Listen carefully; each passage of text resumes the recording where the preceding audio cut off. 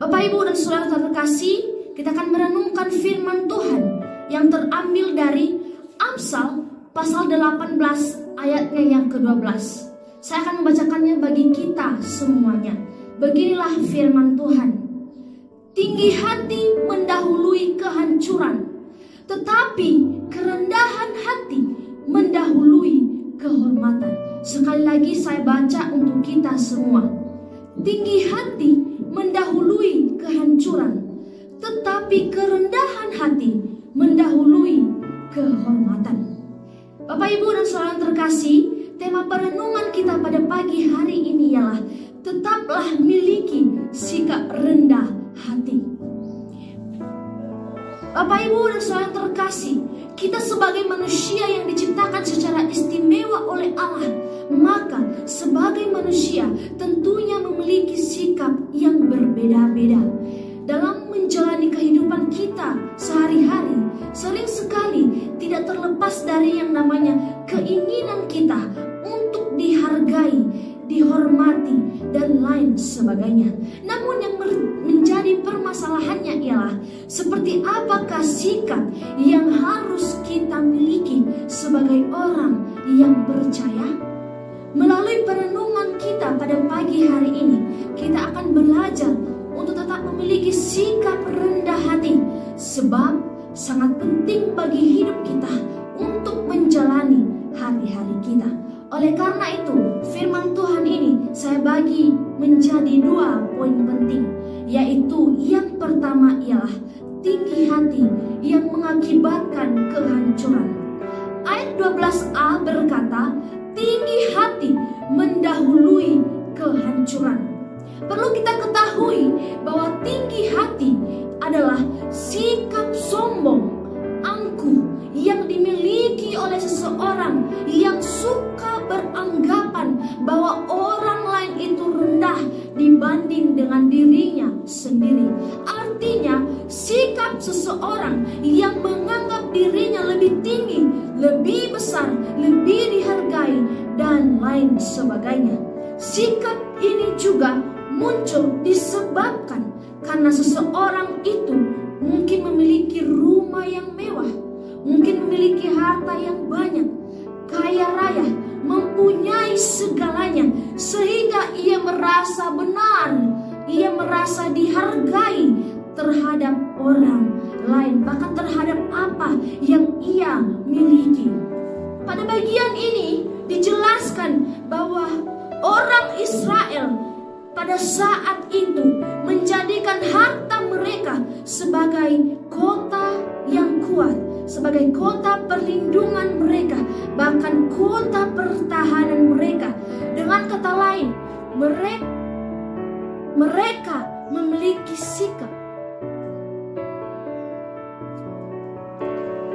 Dengan kata lain, mereka memiliki sikap tinggi hati dengan mengandalkan harta kekayaan mereka sebagai tembok yang tinggi yang membuat mereka aman, nyaman, tentram. Bahkan mereka mengandalkan kekayaan mereka sebagai pertolongan hidup mereka, seakan-akan mereka tidak membutuhkan Tuhan Allah lagi sebagai juru selamat hidup mereka. Melalui sikap hidup ini, pada ayat ini juga merupakan peringatan yang keras yang disampaikan oleh Raja Salomo yang pada saat itu menjadi raja atas Israel. Lalu yang menjadi pertanyaannya ialah, mengapa Raja Salomo menegur bangsa Israel supaya tidak memiliki sikap yang tinggi hati? Karena sikap tinggi hati atau kesombongan adalah sikap yang mengakibatkan kehancuran, dan kehancuran pada bagian ini ialah kerusakan dan kebinasaan. Raja Salomo memperingati orang Israel supaya mereka tidak memiliki sikap tinggi hati karena mereka akan hancur. Dan tidak hanya itu, mereka juga akan binasa. Lalu, seperti apakah sikap yang seharusnya mereka miliki? Itulah yang akan kita renungkan pada poin yang kedua. Poin ialah sikap kerendahan hati yang mendahului kehormatan. Ayat 12b berkata, tetapi kerendahan hati mendahului kehormatan. Setelah Raja Salomo memperingati mereka, menegur mereka, maka Raja Salomo memberikan dan menekankan serta mengajari yang seharusnya mereka miliki ialah sikap rendah hati. Rendah hati adalah kebalikan dari sikap sombong. Rendah hati adalah sikap yang tidak menyombongkan diri, tidak angkuh, serta tidak menganggap orang lain itu rendah. Perlu juga kita ketahui bahwa sikap rendah hati berbeda dengan sikap rendah diri yang beranggapan bahwa dirinya tidak berharga lagi. Dan ayat ini merupakan perbandingan dari ayat sebelumnya tentang sikap tinggi hati tadi.